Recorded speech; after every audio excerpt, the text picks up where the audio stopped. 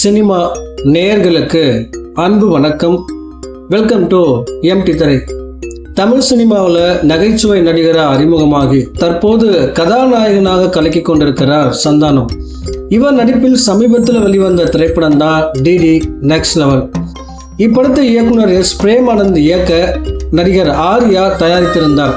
Horror comedy கதைக்களத்தில் Santhanam நடிக்கிறார் என்றால் கண்டிப்பாக படம் தரமாக இருக்கும் என ரசிகர்கள் எதிர்பார்த்த நிலையில் ஏமாற்றமே அவர்களுக்கு மிஞ்சியது.